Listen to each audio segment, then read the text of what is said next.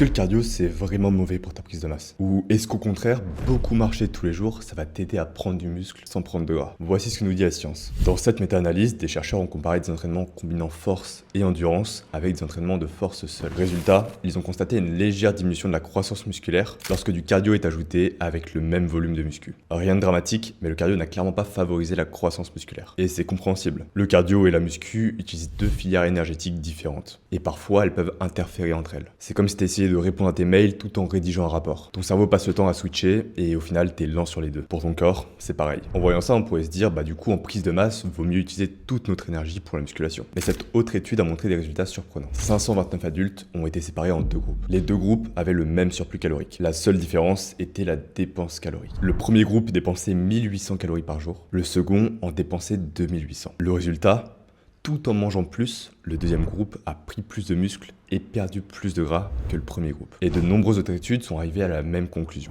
L'idéal pour prendre du muscle sans prendre de gras, c'est à la fois de manger beaucoup et de dépenser beaucoup. Et naturellement, la grande question que ça amène, c'est comment dépenser beaucoup sans que le cardio interfère avec ma prise de masse. Et la réponse, elle est plutôt simple. Ce qui pose problème, c'est pas vraiment le cardio, mais plutôt le stress et la fatigue que ça peut générer. Mais ce n'est pas le cas de toutes les activités cardio. Ce qui va être important, c'est le ratio calories dépensées sur fatigue générée. Des activités comme la course à pied fractionnée entraînent effectivement une très grosse dépense calorique. Mais la fatigue qui vient avec est tout aussi importante. D'autres activités comme la marche entraîneront une dépense moins importante, mais aussi très peu, voire pas du tout, de stress et de fatigue. Et c'est exactement ce genre de sport que tu veux favoriser. La marche, le vélo doux, la nage lente, jouer au basket tranquillement, faire du jardinage. Bref, l'objectif c'est juste d'avoir un maximum d'activité dans ta journée qui génère très peu de fatigue. De cette façon, tu vas pouvoir manger plus, t'entraîner avec la même intensité et ainsi prendre du muscle sans prendre de gras. Et si t'as envie de te motiver à marcher plus dans tes journées, tu peux rejoindre le groupe de marche Le Cycle. C'est totalement gratuit